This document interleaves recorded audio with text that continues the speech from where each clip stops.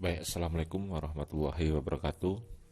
Pada kali ini saya akan menjelaskan tentang koneksi antar materi pada modul 3, yaitu pemimpin pembelajaran dalam pengelolaan sumber daya. Di sini saya Asep Cahyadi, CGP Angkatan 1 Kabupaten Tanggamus. Yang pertama, di sini saya akan menjelaskan sekolah sebagai ekosistem, sebuah bentuk interaksi antar faktor biotik dan abiotik. Di sini menciptakan hubungan yang selaras dan harmonis antara faktor biotik dan abiotik, di mana faktor biotik ini adalah unsur yang bersifat hidup, yaitu guru, kepala sekolah, dan tenaga kependidikan yang lain. Kemudian unsur yang abiotik adalah unsur yang tak hidup. Artinya di sini adalah pendukung-pendukung tentang pendidikan, baik itu laboratorium dan sebagainya. Untuk selanjutnya yaitu pengelolaan sumber daya yang tepat akan membantu proses pembelajaran murid menjadi lebih berkualitas. Dengan mengetahui sumber daya yang tepat, dapat membantu proses belajar murid mengambil sisi positif dan menggunakan sebagai kekuatan, akan membentuk karakter kuat, kreatif, mandiri, dan berdaya guna. Selanjutnya, yaitu pendekatan berbasis kekurangan atau masalah dan pendekatan berbasis aset atau kekuatan. Dalam hal ini ada cara pandang kita dibagi menjadi dua, yaitu pandangan positif dan cara pandang negatif. Di mana kali ini kita sebagai pendidikan diharapkan nanti akan berpikir pada pendekatan berbasis aset. Yang pertama di sini adalah berbasis pada kekurangan atau berkutat pada masalah. Dalam hal ini kita selalu fokus pada masalah utama, yaitu mengidentifikasi kebutuhan dan kekurangan. Selalu bertanya, apa yang kurang? Sehingga kita fokus melengkapi kekurangan itu dengan cara mencari bantuan, baik itu kepada donatur atau dinas-dinas terkait. Yang selanjutnya adalah merancang program untuk menyelesaikan masalah. Jadi ketika kita menyusun masalah, program kita selalu pada intinya untuk menyelesaikan masalah. Kemudian yang selanjutnya yaitu berbasis pada kekuatan, berkutat pada aset dan kekuatan. Di sini kita berpikir pada kekuatan yang dimiliki dan mengembangkannya untuk meraih kesuksesan atau keberhasilan. Yang selanjutnya adalah menganalisa dan mengorganisasikan kompetensi sumber daya atau aset dan kekuatan. Kemudian merancang program berdasarkan visi misi yang menjadikan kekuatan. Nah, dalam hal ini kita diajak berpikir, diajak untuk mengembangkan kekuatan yang ada di sekolah dengan aset-aset yang ada, sehingga kekuatan itu muncul di sekolah menjadi sekolah yang maju. Yang selanjutnya yaitu kita harus melihat pada 7 aset yang dimiliki di sekolah. Yang pertama adalah aset manusia, di mana aset manusia ini kita miliki kepala sekolah, guru, dan tenaga pendidikan yang kompeten. Kemudian lingkungan masyarakat, wali murid, yang tidak kalah penting adalah murid itu sendiri.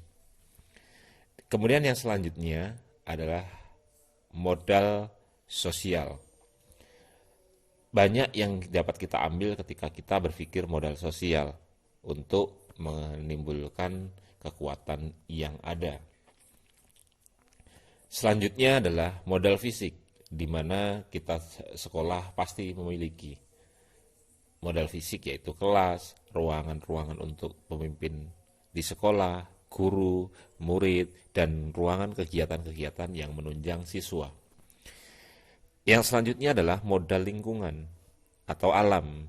Di sini kita dituntut untuk bagaimana memanfaatkan lingkungan yang ada, alam yang ada menjadi kekuatan di sekolah. Yang selanjutnya adalah finansial, di mana modal finansial ini kita miliki. Di sekolah sudah ada dana BOS, itu adalah kekuatan bagaimana kita membiayai sekolah berdasarkan 8 standar pendidikan. Yang selanjutnya adalah modal politik, di mana modal politik ini harus kita pahami bahwa kita dalam meraih suatu tujuan itu kita memerlukan modal politik. Yang selanjutnya adalah modal agama dan budaya. Yang tak kalah penting bagi kita adalah bagaimana kita mewujudkan keberagaman, memahami keberagaman, menghormati keberagaman beragama, dan kita fokus untuk meningkatkan kemampuan atau yang bersifat keagamaan berdasarkan keyakinan dan keagamaan masing-masing. Dan kemudian mengangkat budaya yang ada, baik budaya tradisional, dari contoh di sekolah kami ada kuda lumping, tari bedana, dan lain sebagainya. Baik, dan selanjutnya adalah pemimpin pembelajaran dalam pengelolaan sumber daya. Di sini yang mampu menjadikan sumber daya yang ada di sekitarnya menjadi bermanfaat secara maksimal dan digunakan sebagai penunjang proses pembelajaran. Jadi kita seorang pemimpin bagaimana kita memaksimalkan sumber daya yang ada menjadi kekuatan yang luar biasa bagi sekolah. Yang selanjutnya adalah hubungan pemimpin pembelajaran dalam pengelolaan sumber daya. Di sini kita sebagai guru dituntut atau kita harus bisa menjalankan kekuatan atau kekuatan kodrat yang ada pada anak agar dapat mencapai keselamatan dalam kebahagiaan yang setinggi-tingginya, baik sebagai manusia ataupun anggota masyarakat, sesuai filosofi yang diajarkan oleh Ki Hajar Dewantara. Kemudian guru mampu mendidik murid sesuai kemampuan dan bakat minat masing-masing. Kemudian yang selanjutnya adalah hubungan pemimpin pembelajaran dalam pengelolaan sumber daya.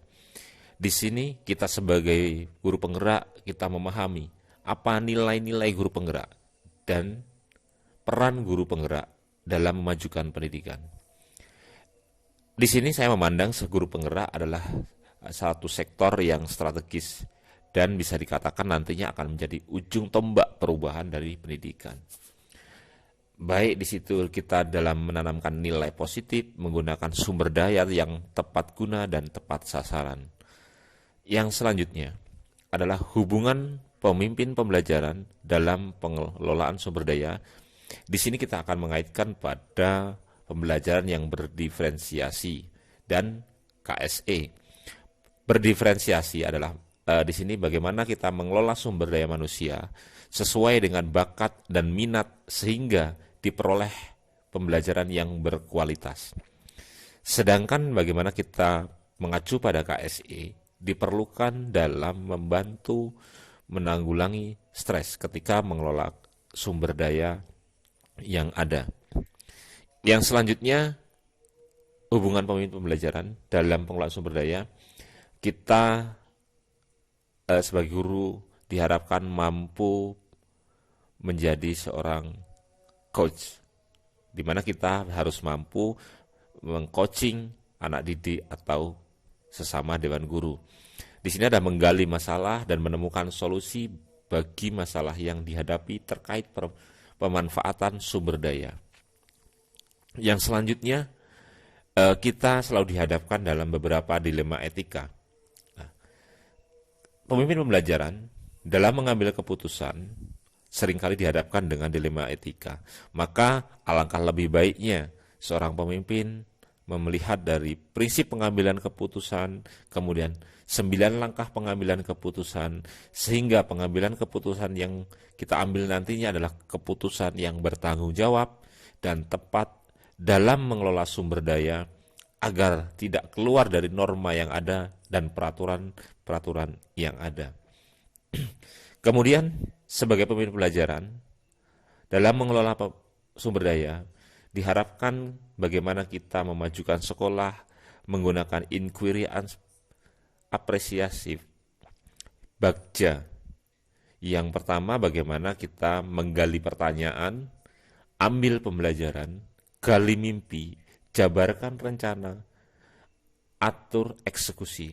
Nah, dari rangkaian bagja ini kita pasti akan bisa mengembangkan sekolah berdasarkan sumber daya yang ada menjadi kekuatan yang luar biasa. Yang selanjutnya adalah perubahan mindset mengenai guru yang mampu menuntun murid kreatif dan dapat mengelola emosi, memenuhi kebutuhan siswa yang beragam, dan memiliki skill coaching, serta melakukan pemetaan aset sekolah, dan mampu memanfaatkan aset sekolah sebagai kekuatan, sehingga nantinya merdeka belajar dapat diterapkan di sekolah. Merdeka belajar dapat diterapkan di dunia pendidikan, sehingga apa yang diharapkan oleh Ki Hajar Dewantara yaitu profil Pancasila dapat dicapai bersama.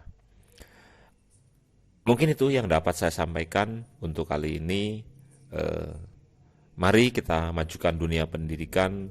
Salah satunya saya berharap Bapak Ibu dapat subscribe channel ini sehingga dapat ikut memajukan dan berperan aktif dalam dunia pendidikan. Saya akhiri, wassalamualaikum warahmatullahi wabarakatuh.